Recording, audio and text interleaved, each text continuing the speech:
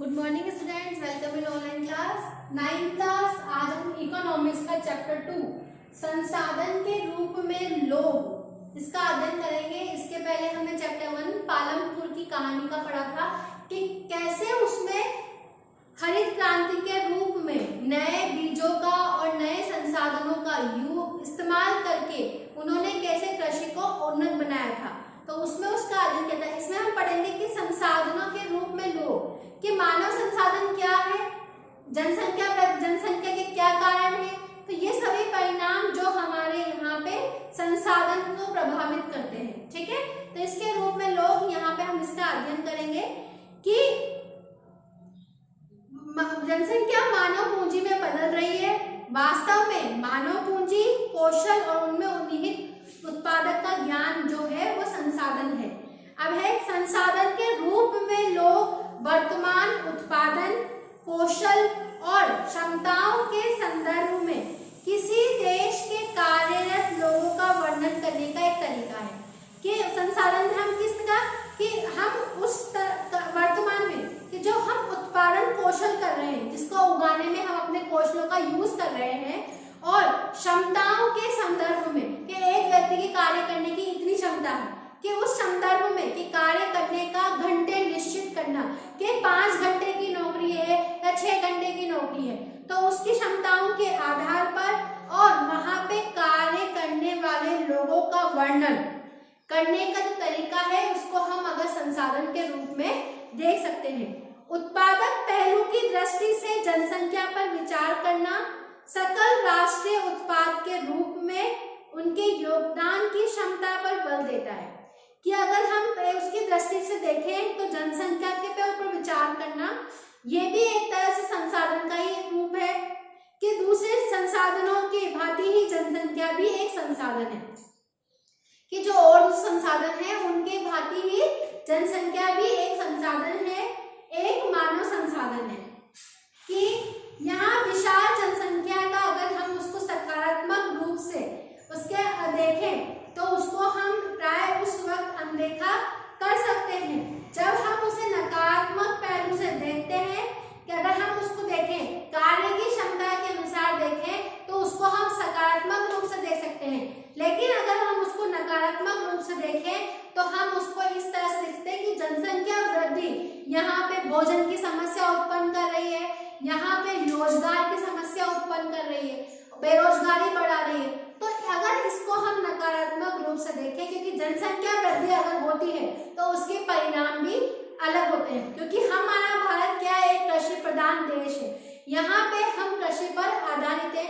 अगर यहाँ जनसंख्या जिस तरह से अभी हमारी जनसंख्या वर्तमान में है, अगर दिन प्रतिदिन जनसंख्या इसी तरह से बढ़ती गई तो यहाँ पे रहने के लिए आवास की समस्या, खाने के लिए भोजन की समस्या और रोजगार की समस्या यहाँ पर उत्पन्न होने लग जाती है।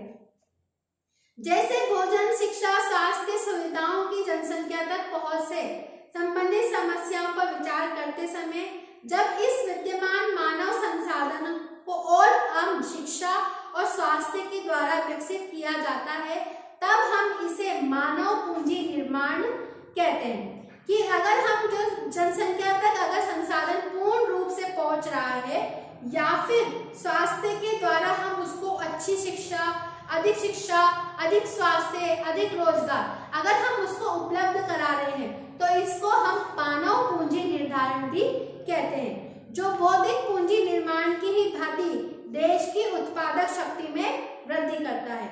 मानव पूंजी में निवेश बौद्धिक पूंजी की ही भांति प्रतिफल प्रदान करता है। अधिक शिक्षित या बेहतर प्रशिक्षित लोगों की उच्च उत्पादकता के कारण होने वाले अधिक आय और साधन ही अधिक स्वस्थ लोगों की उच्च उत्पादकता के रूप में इसे हम देख सकते हैं। उच्च आय से न केवल अधिक शिक्षित और अधिक स्वस्थ लोगों का लाभ होता है कि अगर उच्च आय, अगर अच्छी आमदनी होगी तो उससे क्या होगा, जिसके पास में अच्छी आमदनी है उसके पास में सुविधा के पूर्ण साधन होते हैं, किंतु जिसके पास में पैसा नहीं है उसको तो भोजन भी उपलब्ध नहीं होता।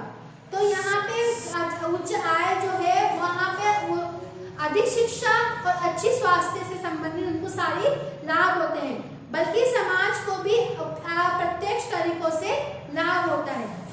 अधिक शिक्षित या अधिक स्वस्थ जनसंख्या का लाभ उन लोगों तक ही पहुंचता है जो स्वयं प्रत्यक्ष रूप से उतने शिक्षित नहीं है या उतनी स्वास्थ्य सेवाएं उन्हें प्रदान नहीं की गई है। वास्तव में मानव पूंजी एक तरह से अन्य संसाधनों जैसे भूमि और भौतिक पूंजी से श्रेष्ठ है। मानव संसाधन भूमि और भूमि का पूंजी का उपयोग तो कर सकता है, पर भूमि और पूंजी अपने आय उपयोगी नहीं हो सकते। कि हम मनुष्य के पास में अगर अधिक अच्छी शिक्षा है तो वो सभी सुविधाओं को यूज कर सकता है, किंतु अगर अच्छी शिक्षा प्राप्त करने के लिए अच्छी शिक्षा, अच्छे स्वास्थ्य, तो उसमें पूंजी का होना अति आवश्यक है। लेकिन ये आवश्यक नहीं है कि विशाल जनसंख्या देश के लिए दायित्व ही हो, कि अगर जनसंख्या का जरा बढ़ना ये जरूरी नहीं है कि यहाँ पे जो ये जनसंख्या हमारे पूंजी पर, मानव पूंजी को निर्धारण में सहायक होती है। मानव पूंजी में निवेश के द्वारा इसे एक उत्पादित परिसंपत्ति में बदला जाता है। जैसे कि उदाहरण के लिए कि सबके लिए शिक्षा और स्वास्थ्य, आधुनिक प्रौद्योगिकी के प्रयोग में, औद्योगिक और कृषि श्रमिकों के प्रशिक्षण में, संसाधनों के उसके ऊपर व्यय के द्वारा खर्च करना। यहाँ पे आपको दो कहानियां दी गई है, शकल की कहानी और विलास की कहानी। शकल की कहानी है कि दो मित्र विलास और शकल एक ही गांव में सेमापुर में रहते हैं। शकल की आयु 12 वर्ष थी। उसकी माँ शीला घर का कामकाज देखती थी। उसके पिता बूटा चौधरी खेत में काम करते थे। शकल घर के कामकाज में अपनी माँ की मदद करता था। वो अपने छोटे भाई जीतू और अपनी बहन सीतू की भी देखभाल करता था।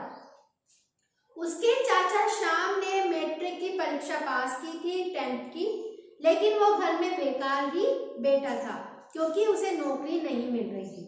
बूटा और शीला चाहते थे कि उनका बेटा शकल पढ़े लिखे। वो उसे गांव के स्कूल में नाम दिखाने के लिए जोर देते थे सॉरी, जिसमें उसने शीघ्र ही प्रवेश पा लिया। उसने पढ़ना शुरू किया और माध्यमिक की परीक्षा भी पास कर ली। उसके पिता ने उसे अपनी पढ़ाई जारी रखने के लिए भी राजी कर लिया। उन्होंने शकल के लिए कंप्यूटर के व्यावसायिक कोर्स में अध्ययन के लिए कर्ज लगाया और शकल प्रतिभाशाली था और आरंभ से ही पढ़ाई में उसे रुचि थी। उसने बड़े लगन और उत्साह से अपने कोर्स को पूरा किया। कुछ समय के पश्चात उसे एक प्राइवेट कंपनी में नौकरी भी मिल गई। उसने नए प्रकार के सॉफ्टवेयर इंजीनियर भी डिजाइन किया। इस सॉफ्टवेयर से फर्म को अपनी बिक्री बढ़ाने में सहायता मिली। उसके बॉस ने उसे अन्य प्रकार की सेवा देकर उसको प्रसन्न और पदोन्नति भी की। तो इसमें ये दिखाया गया कि शिक्षा कितनी महत्वपूर्ण है। फिर दूसरे में विलास की कहानी में ये बताया गया है कि विलास 11 वर्ष का एक लड़का था। शकल के ही गांव में रहता था। विलास के पिता महेश एक मछुआरे थे। विलास जब केवल 2 वर्ष का था तो उसके पिता की मृत्यु हो गई। उसकी माँ गीता ने मछलियां बेचकर अपने परिवार का पाला पोसा। वो जमींदार के तालाब से मछलियां खरीदती और उसको मंडी में बेचती। वो मछलियां बेचकर एक दिन में केवल 150 रुपए ही कमा पाती थी। विलास गठिया का रोगी बन गया और उसकी माँ के पास इतने पैसे नहीं थे कि उसे डॉक्टर को भी दिखा सके।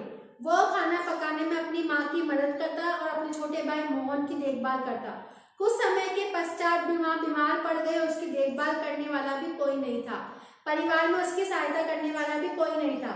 विलास भी उसी गांव में मछलियां बेचने के लिए काम करने के लिए बाध्य हो गया। अपनी माँ की तरह वो भी काम कमा ही पाता था क्योंकि उसकी शिक्षा नहीं हो पाई और वो मजबूरी के कारण उनके माँ के काम में ही बाध्य हो गया। तो इन दोनों कहानियों में हमें यह देखने को मिला कि किस तरह से शिक्षा एक स्तर को, शिक्षा प्राप्त करके मनुष्य अपने स्तर को बढ़ाता है और अपने शिक्षा प्राप्त नहीं होने पर वो किस तरह से अपने स्तर को घटाता है।